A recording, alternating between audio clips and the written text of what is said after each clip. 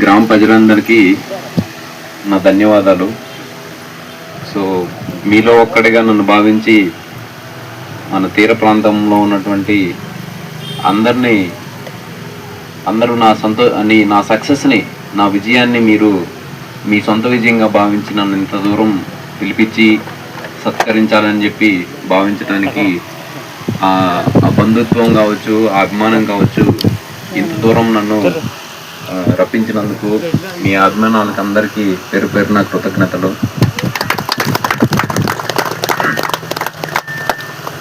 ఇప్పుడు నేను విజయం సాధించిన ఆనందం కంటే కూడా నా మీద ఇంతమంది ప్రజలు అభిమానం ప్లస్ వాళ్ళకి వాళ్ళ భవిష్యత్తుకి సంబంధించినటువంటి బాధ్యత కూడా నా దగ్గర ఉందని నేను చాలా ఫీల్ అవుతున్నాను.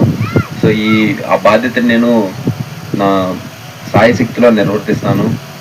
అయితే దీనిలో భాగంగా నేను హైదరాబాద్ నుంచి కూడా ఇంత దూరం రావటం యొక్క ఉద్దేశం ఏంటంటే, నేను సాధించిన విజయం అనేటువంటిది ఇది ఆరంభం మాత్రమే అవ్వాలి, అంతం అవ్వకూడదు. అంటే మన తీర ప్రాంత ప్రజల్లో, అందులోనూ మన గ్రామీణ ప్రాంతం నుంచి వచ్చినటువంటి విద్యార్థులు అందరూ కూడా ఏదో 10వ తరగతి వరకు చదువుకోవటం, ఇంటర్మీడియట్ మహా అయితే చదువుకున్న తర్వాత ఏదన్నా ఆటో తోలటమో, లేదంటే కొటారులో పనిచేయటమో, లేదన్నా కంపెనీలో పనిచేయటమో, చిన్న చితక ఉద్యోగాల్లో సెటిల్ అయిపోవటము, లేదు ఇంకొంచెం కష్టపడే స్వభావం, కొంచెం తిరిగేటట్లుంటే పోలీస్ కానిస్టేబుల్కో, లేకపోతే గ్రూప్ 1 గ్రూప్ 2 ఇటువంటి వాటి స్థాయికి ఎదగలేకపోవటము, ఈ చిన్న చిన్న జాబుల్లో సెటిల్ అయిపోవటము, లేదంటే కూలీలుగా, దినసరి కూలీలుగా, లేకుంటే ఆటో పని ఇటువంటి వాటిల్లో సెటిల్ అయిపోవటం అనేటువంటిది నేను అబ్జర్వ్ చేశాను. దీనికి కారణం ఏంటి అనేటువంటిది నేను అధ్యయనం చేశాను. ఎందుకంటే నేను కూడా మీలాంటి కుటుంబ నేపథ్యం నుంచే, మీలాంటి గ్రామీణ నేపథ్యం నుంచే రావటం అనేటువంటిది జరిగింది. మా నాయనమ్మ ఉండేది, ఆమె రోజు సింగరాకుండా వెళ్ళి ఊళ్ళపాలెం తీసుకొచ్చి ఆడ నుంచి కూరగాయలు అమ్మేది, మమ్మల్ని పోషించేది. మా నాన్నగారు ఉండేవాళ్ళు, ఆయన నెలలో ఒక 10 రోజులు లారీ డ్యూటీకి వెళ్ళేవాళ్ళు, మళ్ళీ ఒక 10 రోజులు రెస్ట్ తీసుకునేవాళ్ళు, మళ్ళీ ఇంకో 10 రోజులు లారీ డ్యూటీకి వెళ్ళేవాళ్ళు. సో ఇంకొకటి ఏంటంటే, మన ఈ తీర ప్రాంతంలో ఉన్నటువంటి మన గ్రామాల్లో తలసరిగా ఉండేటువంటి భూమి కూడా మనకి ఎక్కువ ఉండదన్నమాట, ఆస్తులు ఉండవు. సో ఇటువంటి నేపథ్యంలో మనం అబ్వియస్లీ అంటే ఖచ్చితంగా ఈ ఆటో తోలటమో, లేకపోతే చిన్న చిన్న ఉద్యోగాల్లో సెటిల్ అయిపోవటమో, ఏదన్నా ప్రైవేట్ కంపెనీలో జాబుల్లో చేరిపోవటమో, ఇలాంటి వాటికి మనం సెటిల్ అయిపోతాం. ఎందుకు అని అంటే కారణం ఒకటి, ఆర్థికంగా మనకి అంత స్థాయి మద్దతు లేకపోవటం. పెద్ద చదువులు చదివించాలి, ఎక్కువ చదివించాలంటే చాలా డబ్బులు కావాలి అనేటువంటి ఒక విధానం. రెండోది అవగాహన లేకపోవటం. అవగాహన అంటే మనకి ఎంత చదివినా గవర్నమెంట్ జాబులు రావు. రెండోది ఏంటంటే, మన వాళ్ళకి పట్టుదల, పౌరుషం ఎక్కువ ఉంటుంది, కానీ ఓపిక తక్కువ ఉంటుంది. ఏదన్నా గొడవ వచ్చిందంటే ఇంక పట్టుదలతో పట్టుకొని వెళ్ళి కొట్టుకోవడం అనేటువంటిది, చేద్దాం అనేటువంటి రోషం అనేటువంటిది ఎక్కువ ఉంటుంది, కానీ ఓపిక కూడా తక్కువ ఉంటుంది.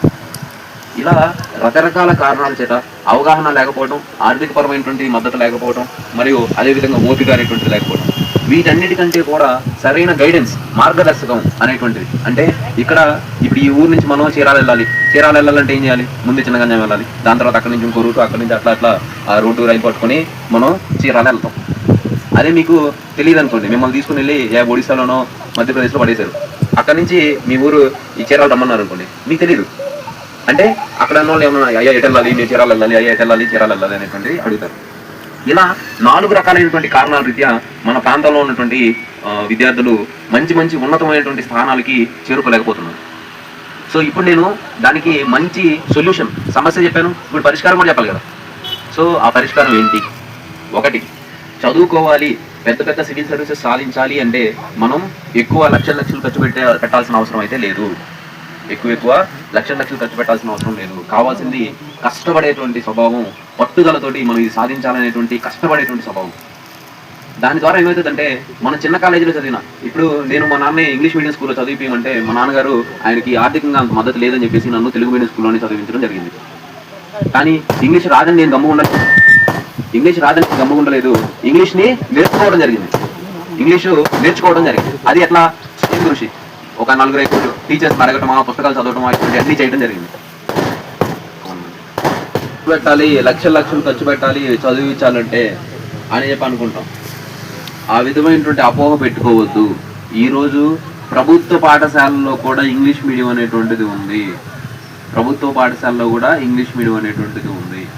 కానీ ఆ ఇంగ్లీష్ మీడియం ప్రభుత్వ పాఠశాలలో చేర్పించిన తర్వాత తల్లిదండ్రులు కావచ్చు, పెద్దలు కావచ్చు, ఎవరైతే ఉంటారో వీళ్ళందరూ ఆ పిల్లవాడు బడికి సక్రమంగా వెళ్తున్నాడా లేదా, సో ఆ బడిలో నేర్చుకుంటున్నాడా లేదా అనేటువంటి కొద్దిగా పరిశీలన, వాళ్ళని శ్రద్ధ పెట్టి వాళ్ళని పరిశీలన అనేటువంటిది చేయాల్సి ఉంటుంది. ఒకటి. రెండోది కాలేజీలు కూడా ఇప్పుడు ప్రభుత్వ కాలేజీ, నేను ప్రభుత్వ కాలేజీలోనే చదువుకున్నాను. ఆ ప్రభుత్వ కాలేజీల్లో కూడా ఇంగ్లీష్ మీడియం అనేటువంటిది ఉంది. మంచి కాలేజెస్ ఉన్నాయి. మనకి తెలిసినంత వరకు ఈ చీరాల విఆర్ఎస్ఎన్, వైఆర్ఎన్, లేకుంటే ఇటు వెళ్తే సింగరాయకొండ, లేకుంటే ఈ ఒంగోలు, ఇటువంటి అంత దగ్గరలోనే కాలేజీలు మనకు అంతవరకే అవగాహన ఉంది. తర్వాత CU SET, central university SET అనేటువంటిది ఒకటి ఉంటుంది. దాంట్లో కనుక మనం రాసి పాస్ అయితే దేశంలోనే పెద్ద విశ్వవిద్యాలయాలు, అత్యంత ప్రతిష్టాత్మకమైనటువంటి విశ్వవిద్యాలయాల్లో మనకి ఉచిత సీట్ అనేటువంటిది వస్తుంది. అక్కడ చాలా తక్కువ ఖర్చుతోటి ప్రపంచ స్థాయి ఉన్నత విద్యను మనం అభ్యసనం చేయవచ్చు. ఇది చదువుపరమైనటువంటి పరిష్కారం. రెండోది అవగాహన లేకపోవటం అనేటువంటిది కూడా ఒక పేదరికమే.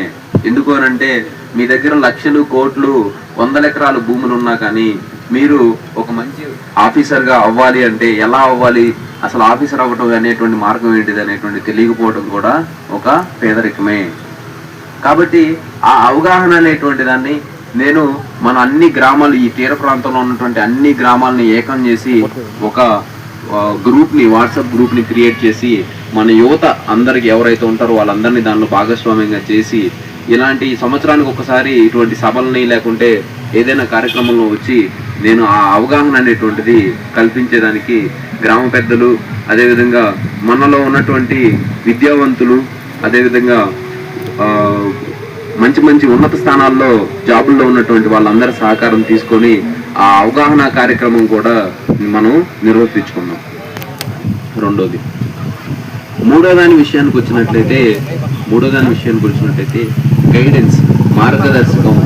ఈ ఎగ్జామ్ ప్రిపేర్ అవ్వాలి, ఈ పరీక్షలకి ఈ collector job, SP job, IAS, IPS, వీటికి ఎగ్జామ్ ఫీజు ఎంతో తెలుసా మీకు? ఎగ్జామ్ ఫీజు 300 రూపాయలు. కేవలం 300 రూపాయలు కట్టి మీరు ఆ ఎగ్జామ్ని కనుక రాసి పాస్ అయితే మీకు జిల్లా కలెక్టర్ ఉద్యోగం, జిల్లా ఎస్పీ ఉద్యోగం అనేటువంటిది ఇవ్వడం జరుగుతుంది. మనమేమో ఈ ఉద్యోగాలు చదవాలంటే చాలా ఖర్చుతో కూడుకున్నది అనుకుంటాం. ముందు నుంచి సరైనటువంటి అవగాహన అనేటువంటిది ఉంటే ఆ అవగాహనతో పాటు శ్రమ, అంతే కదా. ఇప్పుడు ఎకరం పొలములో పని చేయాలి అంటే మనం ఎంత శ్రమ పెట్టాలో, 10 ఎకరాల్లో మనం పొలంని పండించాలంటే దానికి 10 రెట్లు పెట్టాలి కదా. అట్లాగే మనం ఒక చిన్న ఉద్యోగం కానీ దానికోసంగా ఆశిస్తున్నాం అంటే అంతే స్థాయి కష్టం ఉంటుంది. పెద్ద ఉద్యోగాన్ని మనం ఆశిస్తున్నాం అంటే అంతే స్థాయి కష్టం అనేటువంటిది మనం పడాల్సి ఉంటుంది. ఎందుకు? ఈ ఉద్యోగాలు సాధించాలి అంటే 1.5 సంవత్సరం కష్టపడాలి. అది కూడా సరైన మార్గదర్శకం, సరైన గైడెన్స్ అనేటువంటిది ఉంటే 1.5 సంవత్సరం అనేటువంటిది కష్టపడితే ఈ ఉద్యోగాలు అనేటువంటి దాన్ని సాధించవచ్చు. ఇప్పుడు నాకు ఒక ఎకరం పొలం ఇచ్చి నువ్వు పొలం పండించు అంటే నాకు రాదు, పొలం పండించడం నాకు రాదు. అదే ఎవరన్నా పొలం పండించే వాళ్ళు వచ్చి ఇదిగో బాబు ఇట్లా దుక్కి దున్నాలి, ఇట్లా నార్లు వేయాలి, ఈ టైంలో ఎరువులు వేయాలి, ఈ టైంలో నీళ్లు పెట్టాలి అని చెప్పి నాకు ఒక మార్గదర్శకం చేస్తే నాకు వస్తుంది. అదేవిధంగా ఈ మన గ్రామీణ ప్రాంతంలో ఉన్నటువంటి విద్యార్థులు ఎవరైతే ఉన్నారో వీళ్ళందరికీ నేను ఒక వాట్సాప్ గ్రూప్ని క్రియేట్ చేసి మీరు ఇంటర్మీడియట్, డిగ్రీ స్థాయి నుంచే సివిల్స్, గ్రూప్ 1 అనేటువంటి వాటి దానికి ఎలా ప్రిపేర్ అవ్వాలనేటువంటిది ఈ మార్గదర్శకాన్ని నేను చేస్తాను. అర్థమవుతుందా? దాంతోపాటు ఇంకొక అపోహ ఇందాక చెప్పాను, మనకి ఎంత చదివినా ప్రభుత్వ ఉద్యోగాలు రావు అనేటువంటి అపోహ ఉంది మీకు. కానీ ఇప్పుడు central government, state government EWS economically weaker section అనేటువంటి రిజర్వేషన్ ని మనకి కూడా కల్పించింది. ఈడబ్ల్యూఎస్ అనేటువంటి రిజర్వేషన్ ని మనకి కూడా కల్పించింది. దీని ప్రాతిపదిక ఏంటి అని అంటే, ఆర్థికంగా వెనుకబడిన కులాలు వాళ్ళకి, ఆర్థికంగా ఉన్నత కులాల్లో ఉండి ఆర్థికంగా పేదరికంలో ఉన్నటువంటి కులాలు వాళ్ళందరికీ కూడా ప్రతి 100 ప్రభుత్వ ఉద్యోగాల్లో 10 ప్రభుత్వ ఉద్యోగాలు కేవలం ఈ ఈడబ్ల్యూఎస్ కమ్యూనిటీ వాళ్ళకే ఇవ్వాలి.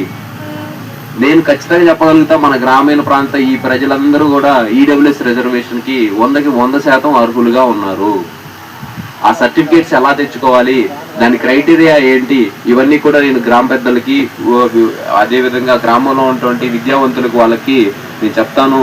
దాన్ని మీరు ఆ సర్టిఫికేట్ కూడా తీసుకొని ఉపయోగించుకున్నట్లయితే మీకు కూడా ప్రభుత్వ ఉద్యోగాలు ఖచ్చితంగా వస్తాయి. మనందరికీ ఈడబ్ల్యూఎస్ రిజర్వేషన్ అనేటువంటిది ఉంది. దాన్ని ఖచ్చితంగా మీరు ఉపయోగించుకోవాలి. అర్థమవుతుందా? దాంతోపాటు ఈ గైడెన్స్ చెప్పడం అనేటువంటిది జరిగింది. తర్వాత మీకు విద్య అనేటువంటిది తక్కువ ఖర్చులో ఎలా చదువుకోవాలనేటువంటిది కూడా నేను చెప్పడం జరిగింది. తర్వాత సివిల్స్ వంటి పెద్ద ఉన్నత లక్ష్యాన్ని ఎలా సాధించాలో కూడా చెప్పడం అనేటువంటిది జరిగింది. మనకి ప్రభుత్వ ఉద్యోగాలు వస్తాయి, దానికి రిజర్వేషన్స్ అవైలబిలిటీ, ఆ రిజర్వేషన్స్ ఉన్నాయని కూడా చాలా మందికి తెలియదు. దాని గురించి చెప్పడం జరిగింది. మరి ఇవన్నీ ఉపయోగించుకొని మన గ్రామీణ ప్రాంతంలో ఉన్నటువంటి యువత ఏం చేయాలి, దాన్ని ఎలా ఉపయోగించుకోవాలి అని అంటే 2 లక్షణాలు మాత్రం ఖచ్చితంగా ఉండాలి. 2 లక్షణాలు మాత్రం ఖచ్చితంగా ఉండాలి. అవి ఏంటి అని అంటే, ఒకటి క్రమశిక్షణ, తల్లిదండ్రుల మాట వింటము. అదేవిధంగా నీవు పొద్దున్న లేచిన దగ్గర నుంచి క్రికెట్ అనో, లేకపోతే పబ్జి అనో, లేకపోతే ఫేస్బుక్, ఇన్స్టాగ్రామ్ అనుకుంటూ నీ సమయాన్ని నువ్వు వృధా చేయకుండా నువ్వు నీ సమయాన్ని ఖచ్చితంగా మంచిగా ఉపయోగించుకునే విధంగా యువత మీరు మీ జీవితం కోసం కృషి చేసేటువంటి విధంగా క్రమశిక్షణ కలిగి ఉండటము. రెండోది కఠోరమైనటువంటి శ్రమ ఏంటంటే, ఇప్పుడు మీరందరూ అబ్జర్వ్ చేసే ఉంటారు, వ్యవసాయం కావచ్చు, ఉప్పు కొట్టారులు కావచ్చు, లేకపోతే ఇంకొక పని కావచ్చు, ఎంత ఎండలో వెళ్ళి మన తల్లిదండ్రులు ఎంత ఎండ ఉన్నా కానీ అక్కడ పని చేస్తారు, ఎన్ని ఒళ్ళు నొప్పులు ఉన్నా కానీ ఆ పని చేస్తారు, ఎంత ఇబ్బందులున్నా, ఎంత గాలివాన ఉన్నా కానీ వెళ్ళి ఆ కూలి పనో లేకపోతే ఇంకో పనో చేసి రావటం అనేటువంటి జరుగుతుంది. మన విద్యార్థులము ఫ్యాన్ కింద నీడలో కూర్చొని రోజు ఒక 10 గంటలు చదువుకోవడానికి ఏమవుతుంది? అర్థమవుతుందా విద్యార్థులందరికీ? కాబట్టి కఠోరమైనటువంటి శ్రమ, రోజు 10 గంటలు చదువుతూ 1.5 సంవత్సరం కనుక మీరు కష్టపడితే మీరు ఈ అనుకున్న లక్ష్యాలు ఒక్కసారి మీరు ఆలోచించండి. మీరు కలెక్టర్ లేకపోతే ఐపీఎస్ అయ్యి ఎస్పీగా మీరు మీ విజయం సాధించిన తర్వాత మీ తల్లిదండ్రులు నా కొడుకు కలెక్టరు, నా కూతురు కలెక్టరు, నా కూతురు ఎస్పీ, నా కొడుకు ఎస్పీ, నా కొడుకు ఎంఆర్ఓ ఇలా గర్వంగా చెప్పుకునే రోజు అనేటువంటిది వచ్చినప్పుడు ఎంత సంతోషం ఉంటుంది. ఇప్పుడు మన తల్లిదండ్రులు కావచ్చు, పెద్దలు కావచ్చు, వయసులో ఉన్న వాళ్ళు కావచ్చు, వీళ్ళందరూ రోజు కష్టపడుతూ రకరకాల పనులు చేస్తూ గత 30-40 ఏళ్ళ నుంచి అదే కష్టాన్ని చేస్తూ ఉన్నారు. నువ్వు నీ భవిష్యత్తు కోసం, నీ కుటుంబం కోసం, నీ తల్లిదండ్రుల కోసం, వీళ్ళందరి కోసం ఒక 2 సంవత్సరాలు కఠోరమైనటువంటి శ్రమ నీడన వేసి ఈ ఫ్యాన్ గాలి కింద కూర్చొని చదవలేవా? అది ఆలోచించుకోవాలి మన గ్రామీణ యువత. మీకు ఎవరెవరికైతే ప్రతి మనిషిలో నాకు 10th లో ఎక్కువ మార్కులు రాలేదు, ఇంటర్లో ఎక్కువ మార్కులు రాలేదు, లేకుంటే నేను పెద్ద స్కూల్లో చదవలేదు, పెద్ద కాలేజీలో చదవలేదు, ఇలా అపోహలు పెట్టుకోవద్దు. ఎందుకనంటే నేను చదివింది గవర్నమెంట్ స్కూల్లోనే, ఈదుబడిలోనే, నేను చదువుకుంది గవర్నమెంట్ హై స్కూల్లోనే, నేను చదువుకుంది గవర్నమెంట్ ఇంటర్ కాలేజీలోనే, నేను చదువుకుంది గవర్నమెంట్ డిగ్రీ కాలేజీలోనే. కానీ ఈ రోజున ఐఐఎంలో చదివిన వాళ్ళని అందరినీ కూడా ఓడించి నేను ఈ స్థాయికి రావడానికి కారణం 2 అంశాలు. ఒకటి క్రమశిక్షణ, రెండోది కఠోరమైనటువంటి శ్రమ. ఈ రెండింటిని నేను దృఢ సంకల్పం, మనం సాధించాలి, ఏదేమైనా సాధించాలి. మా తల్లిగారు చనిపోయారు చిన్నప్పుడు, కానీ నేను సాధించాలి. మా నాయనమ్మ కూరగాయలు అమ్ముతూ సాకింది, నన్ను రోడ్డు మీద కూరగాయలు అమ్ముతూ సాకింది, కానీ అయినప్పటికీ నేను సాధించాలి. నాకు 17 ఏళ్ళ వయసులో మా నాన్నగారు చనిపోయారు, అయినప్పటికీ ఇది బాధలు దిగమింగుకొని నేను సాధించాలి. అలా కఠోరమైనటువంటి శ్రమని దృఢ సంకల్పంతో గనక మనం చేస్తే మనకి ఈ చుట్టూ ఉన్నటువంటి పరిస్థితులు కావచ్చు, విశ్వం కావచ్చు, దైవం కావచ్చు, అదృష్టం కావచ్చు, అన్నీ నీకు అనుకూలంగా మారి నువ్వు ఒక ఉన్నత స్థాయికి వెళ్ళే విధంగా నీకు సహకరిస్తాయి. పంచభూతాలు అంటారు, ఆ పంచభూతాలు నీకు ఆ విధంగా సహకరిస్తాయి. నీకేం కావాలి? నీకు ఫ్రీ ఎడ్యుకేషన్ ఉంది. మీ నాన్నగారు మా నాన్నగారు నన్ను చదివించలేదు, ఏం చెప్పద్దు. నీకు ఫ్రీ ఎడ్యుకేషన్ ఉంది, గవర్నమెంట్ ఫ్రీ గైడెన్స్ ఉంది, 10% రిజర్వేషన్ ఉంది. కేవలం నువ్వు చేయాల్సిందల్లా నీకు నీకు ఒక లక్ష్యాన్ని పెట్టుకొని దాన్ని కోసంగా క్రమశిక్షణగా కఠోర శ్రమ చేస్తూ దృఢ సంకల్పంతో ముందుకెళ్ళిపోవటమే. వస్తాయి ఈ సమయంలో ఫెయిల్యూర్స్ కూడా వస్తాయి. మనం ఒక్కసారిగా ఒక ఒక ఒక చెట్టుకి ఒక పండు ఉంటే దాన్ని రాయితో కొట్టాలని అనుకున్నప్పుడు ఒక రాయితో వెంటనే కొంతమందికి కొట్టామనుకోండి, ఒకసారి తగలొచ్చు, తగలకపోవచ్చు, అంతే కదా. సో అదే ఒక 10 రాళ్ళు వరుస పెట్టి కొడితే ఏదో ఒక రాయికి తగులుతుంది, ఆ పండు అనేటువంటిది మన చేతికి వస్తుంది, అవునా కాదా? ఆ విధంగా ఒకసారి ఫెయిల్ అయ్యావా ఏం కాదు, అక్కడి నుంచి ఆ ఫెయిల్యూర్ నుంచి నేర్చుకో. మళ్ళీ ఇంకోసారి ఫెయిల్ అయ్యావా, రెండోసారి నీ ఫెయిల్యూర్ నుంచి నేర్చుకో. ఆ విధంగా నువ్వు సక్సెస్ అయ్యే వరకు నీ ప్రయత్నం చేయాల్సి ఉంటుంది.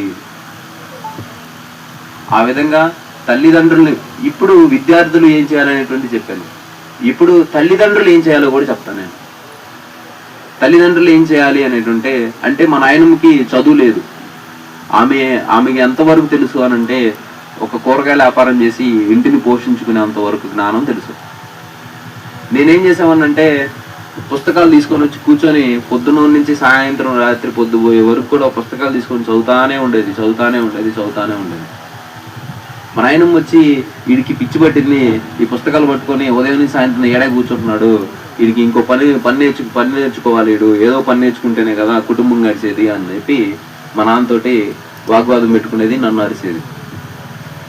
ఎందుకు అనంటే ఆమెకి చదువు యొక్క విలువ తెలియదు, చదువు దాని వల్ల వచ్చేటువంటి ఫలితం ఎలా ఉంటుందో తెలియదు. ఇప్పుడు మన గ్రామీణ ప్రాంతంలో ఏదైనా ఈ చిన్న చిన్న ఆకుకూరలు పండిస్తూ ఉంటారు.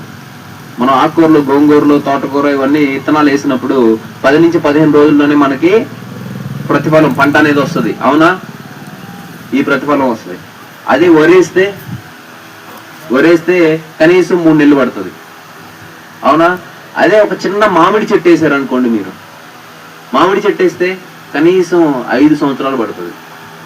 అదే ఒక టేకు మొక్కని మీరు మీ దగ్గర ఇంటి దగ్గర నాటారనుకోండి, దాని ప్రతిఫలం రావడానికి 15 నుంచి 20 సంవత్సరాలు పడుతుంది. విద్య కూడా ఈ టేకు మొక్క లాంటిదే. తోటకూర వచ్చింది, వండుకున్నాం, తినేసాం, అయిపోతుంది, అవునా? వరి వచ్చింది, ఒకరోజు తింటాం, ఒకరోజు అన్నం తింటాం, ఆ రోజు గడుస్తుంది.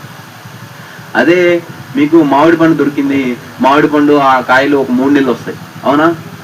3 నెలలు వస్తాయి.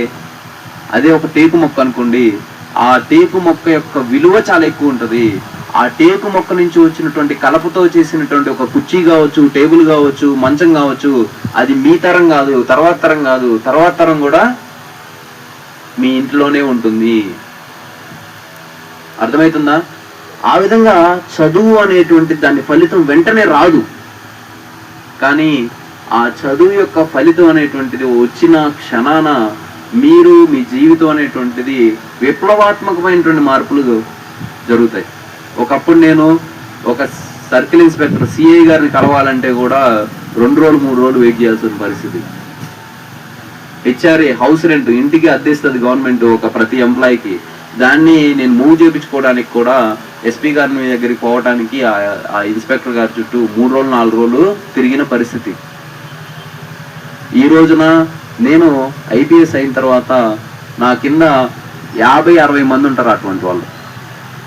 ఇంకా కొన్ని పెద్ద జిల్లాల్లో అయితే 100కు పైన ఉంటారు ఆ ఇన్స్పెక్టర్స్. అర్థమవుతుందా? అదేవిధంగా ఇప్పుడు నేను చదువుకునేటప్పుడు నాకు కొన్ని అప్పులు అయ్యాయి. అక్కడ ఇక్కడ తీసుకొని చదువు కోసంగా నేను కొన్ని అప్పులు తెచ్చుకోవడం అనేటువంటిది జరిగింది. ఆ అప్పులన్నీ కలిస్తే ఒక 10 లక్షలు అయ్యాయి. సో ఈ రోజున నా జీతం 2.5 లక్షలు ఉంటుంది. 2026 నుంచి జనవరిలో నేను జాయిన్ అయితే 2.5 లక్షల జీతం ఉంటుంది. 4 నెలలు నేను ఉద్యోగం చేసి నా 10 లక్షల అప్పుని తీర్చేయచ్చు. అంటే చదువు యొక్క ఫలితం అంత గొప్పగా ఉంటుంది. కాబట్టి తల్లిదండ్రులు కూడా పిల్లలు చదువుతాను అన్నప్పుడు వాళ్ళని చదివించండి. వాడు ఒకసారి ఫెయిల్ అయ్యాడా నిరాశ చెందొద్దు, మళ్ళీ చదివించండి. 2 సార్లు ఫెయిల్ అయ్యాడా నిరాశ చెందొద్దు, మళ్ళీ చదివించండి. అలా చదివించడం వల్ల వాళ్ళు ఏదో ఒక రోజు సక్సెస్ అవుతారు. ఆ ఫలితాలు అనేటువంటి మనకి చాలా గొప్పగా వస్తాయి, చాలా గొప్పగా వస్తాయి. ఈ రోజున మీరు అనుకోవచ్చు, అరే చాలా కష్టంగా ఉంది, మన ఆర్థిక స్తోమత సరిపోదు అని. అయినప్పటికీ కూడా పిల్లవాడిని ఖర్చు పెట్టి చదివించడం అంటే 2 రకాలు. ఒకటి డబ్బుని ఖర్చు పెట్టి చదివించడం, రెండోది సమయాన్ని ఖర్చు పెట్టి చదివించడం. నేను చూస్తుంటాను చాలా మంది డబ్బున్న వాళ్ళు మా పిల్లోని ఐఐటీలో, ఐఐఎంలో, ఫారెన్లో చదివిస్తున్నాను అని చెప్పి వాడు ఎంత అడిగితే అంత డబ్బులు ఇచ్చేస్తారు. కానీ వాడు ఏం చదువుతున్నాడు, ఎటువంటి సావాసంలో ఉన్నాడు, ఎలా స్థితిగతుల్లో ఉన్నాడు, చెడు అలవాట్లకి ఉన్నటువంటి సావాసంలో ఉన్నాడా, ఇటువంటివన్నీ మనం పరిశీలించము. ఎందుకనంటే మన దగ్గర సమయం లేదు. రెండోది మన పిల్లవాడి మీద అతి నమ్మకం కూడా ఎక్కువ ఉంటుంది. కాబట్టి మీరు డబ్బులు ఇవ్వడం అనేటువంటిది ఒక ఖర్చు. రెండోది సమయాన్ని కూడా ఖర్చు చేయాలి. ప్రతిరోజు వాడికి ఫోన్ చేయాలి, ప్రతిరోజు ఏం చేస్తున్నావు, ఎటువంటి మిత్రులతో నువ్వు ఉన్నావు, నీ సమయాన్ని ఎలా గడుపుతున్నావు, ఏం చదువుతున్నావు అనేటువంటి దాన్ని కూడా మనం పరిశీలన చేయాలి. రెండోది చదువు ఎప్పుడు కూడా ఇమీడియట్గా ఫలితం ఇవ్వదని చెప్పాను. మీరు అరే నువ్వు ఇంకేం చదువుతావు, ఇన్నిసార్లు ఫెయిల్ అయ్యావు అని మీరు అనొద్దు. ఏం కాదు, ఇప్పుడు నువ్వు ఫెయిల్ అయ్యావు, ఇంకా కావాలంటే నేర్చుకో, ఎక్కువ శ్రమపడు, ఏదైనా కోచింగ్ తీసుకో. ఎందుకనంటే నేను ఈ సివిల్ సర్వీసెస్, ఈ ఐఏఎస్ ఎగ్జామ్, ఐపీఎస్ ఎగ్జామ్ నేను 3 సార్లు ఫెయిల్ అయ్యాను. 3 సార్లు ఫెయిల్ అయినప్పటికి కూడా మా మిత్రులు కావచ్చు, మా మావయ్య గారు కావచ్చు, నాకు మద్దతు చేసేటువంటి ఉన్నతాధికారులు కొంతమంది కావచ్చు, వీళ్ళందరూ నన్ను వెన్నుతట్టి ప్రోత్సహించారే కానీ నన్ను ఎప్పుడు నిరాశ చెందే విధంగా చేయలేదు. కాబట్టి మీరు చదువు మీద పెట్టేటువంటి ఇప్పుడు ఒక ఎకరం పొలం కొనుక్కునే దానికంటే కూడా ఒక క్రమశిక్షణతో కష్టపడేసినటువంటి స్వభావం ఉన్నటువంటి ఒక కొడుకునో కూతురునో చదివించుకునేది ఎక్కువ ఫలితాన్ని ఇస్తుంది. కాబట్టి ఫెయిల్ అయినప్పటికీ కూడా వాళ్ళు వెన్నుతట్టి ప్రోత్సహించండి. కానీ మనకేముందరా ఇంక నువ్వు ఆటో చూసుకో, పొలం చూసుకో, ఇటువంటి దూరంతో చెప్పొద్దు. మీకు ఇప్పుడు మీరు అంటారు, మీరేముంది సార్, మీరు ఏమైనా చెప్పేసి వెళ్ళిపోతారు, తర్వాత ఏం చేయాలి అని. నేనేం చెప్పేసి వెళ్ళిపోయేది కాదు. నేను ఒక మంచి వాట్సాప్ గ్రూప్ని క్రియేట్ చేస్తాను, గ్రామ పెద్దలకి దాన్ని షేర్ చేస్తాను. గ్రామంలో ఉన్నటువంటి 5వ తరగతి చదివే పిల్లవాడి దగ్గర నుంచి, 5వ తరగతి చదివే పిల్లవాడు ఉన్న తల్లిదండ్రుల దగ్గర నుంచి, డిగ్రీ చదివినటువంటి పిల్లవాడు, కాంపిటేటివ్ ఎగ్జామ్స్ ప్రిపేర్ అయ్యేటువంటి పిల్లవాడు అంతవరకు ప్రతి ఒక్కళ్ళు దాంట్లో మీరు భాగంగా ఉంటే, నేను ఏం చదవాలి, ఎలా చదవాలి, ఎక్కడ చదవాలి, ఎక్కడెక్కడ ఫ్రీ సీట్లు దొరుకుతాయి, ఎక్కడెక్కడ తక్కువ ఖర్చుతో చదువుకోవచ్చు. కొంతమంది యూనివర్సిటీస్లో బాగా డబ్బులు సంపాదించి కొంత గుప్త దానం అనేటువంటిది కూడా చేయటం జరుగుతుంది. అటువంటి చేసేటప్పుడు ఎవరైతే తెలివి గల పిల్లవాళ్ళు ఉంటారో, కష్టపడే స్వభావం ఉన్న పిల్లవాళ్ళు ఉంటారో, క్రమశిక్షణతో చదివేటువంటి పిల్లవాళ్ళు ఉంటారో, వాళ్ళందరికీ కూడా వాళ్ళు చదువుకునేదానికి సహాయం చేయడం అనేటువంటిది జరుగుతుంది. అటువంటి సహాయాన్ని కూడా నేను ఆ పెద్దల దగ్గర నుంచి తీసుకొచ్చి మన పిల్లలు ఎవరైతే ఉంటారో కష్టపడి చదివేటువంటి వాళ్ళకి నేను ఉపయోగించేదానికి కూడా నేను కృషి చేస్తాను. కాబట్టి మీరు చేయాల్సిందల్లా ఇప్పుడు ఈ ప్రపంచాన్ని మార్చే గొప్ప ఆయుధం ఏంటి అని అంటే అది కేవలం చదువు మాత్రమే. వ్యవసాయం, ఆటో కాదు, లారీ కాదు, రోజు కూలీ కాదు. ఈ ప్రపంచాన్ని మార్చే గొప్ప ఆయుధం ఏదైనా ఉంది అంటే చదువు మాత్రమే. కాబట్టి ప్రభుత్వం మనకిస్తున్నటువంటి 10% రిజర్వేషన్ ఉపయోగించుకోవాలి. ఇప్పుడు మీ దగ్గర రైలు టికెట్ ఉంది, ఈ రైలు టికెట్ మీ దగ్గర పెట్టుకొని మీరు రైలు ఎక్కకపోతే మీరు అనుకున్న దూరంకి మీరు అనుకున్న చీరాల లేదా ఒంగోలు వెళ్ళగలుగుతారా? వెళ్ళలేరు. కాబట్టి మీకు రిజర్వేషన్ ఉంది, 10% రిజర్వేషన్ అనే టికెట్ మీ చేతుల్లో ఉంది. కాబట్టి మీ 10%కి ఉన్నటువంటి ఉద్యోగాల కోసం మీరు వెళ్ళి ఎగ్జామ్కి ప్రిపేర్ అయితేనే మీకు ఆ 10% రిజర్వేషన్లో సీట్ అనేటువంటిది ఇవ్వడం జరుగుతుంది. కాబట్టి తల్లిదండ్రులు మనకి రిజర్వేషన్ లేదని నిరుత్సాహపరచొద్దు, పిల్లవాళ్ళు చదువుకుంటా అంటే ప్రోత్సహించండి. పిల్లలు కూడా క్రమశిక్షణతో ఒక లక్ష్యాన్ని పెట్టుకొని కృషి చేయండి. సో ఈ రెండు నా అంశాలను ఈ తల్లిదండ్రులు పిల్లలు గ్రహించి, ఇంకా నా ర్యాంకు చెప్పాను మీకు ముందే, నా ర్యాంకు ఆరంభం మాత్రమే అవ్వాలి. ప్రతి సంవత్సరం మన గ్రామాల నుంచి మన వర్గాల నుంచి మన ర్యాంకర్స్, మన భవిష్యత్తు పిల్లలు ఇంకా ఇంకా రావాలి. ఆ కొనసాగింపు అనేటువంటిది జరగాలి. అర్థమవుతుందా? సో నాకు కొంతమంది చెప్పారు ఆ ఇచ్చాపురం బార్డర్ దగ్గర నుంచి, కాబట్టి ఈ మొదటి వ్యక్తి ఒకే ఒక వ్యక్తిగా నిలవకూడదు, 100 మంది 1000 మంది తయారవ్వాలి. ఈ తయారయ్యేదానికి నేను ఆరంభించాను, ఈ ఆరంభాన్ని ఇంకా కొనసాగించడానికి కూడా సహాయం చేస్తాను. కాబట్టి మీరెవరూ కూడా పిల్లల్ని చిన్న చిన్న లక్ష్యాలకి, చిన్న చిన్న ఉద్యోగాలకి సెటిల్ చేయొద్దు. మంచి లక్ష్యం పెట్టుకొని కష్టపడే విధంగా వాళ్ళని ప్రోత్సహించండి. నా వంతు సహాయం నేను చేస్తాను, మీ వంతు సహాయం మీరు చేయండి. పిల్లల వంతున పిల్లలు కష్టపడాలి. అప్పుడే మన జీవితాల్లో, మన గ్రామాల్లో, మన వర్గాల్లో అభివృద్ధి అనేటువంటిది ఉంటుంది. అర్థమైందా? సో ఇంతటి మంచి అవకాశాన్ని ఇచ్చి మన గ్రామ ప్రజలతోటి ఇంటరాక్ట్ అయ్యి కలిసి మాట్లాడేటువంటి అవకాశాన్ని ఇచ్చినటువంటి గ్రామ కాపులకు, గ్రామ పెద్దలకు, అదేవిధంగా విద్యావంతులకు, ఇక్కడ ఉన్న గ్రామ మిగతా ప్రజలందరికీ కూడా పేరు పేరున ధన్యవాదాలు తెలుపుకుంటూ ప్రసంగాన్ని ముగిస్తున్నాను.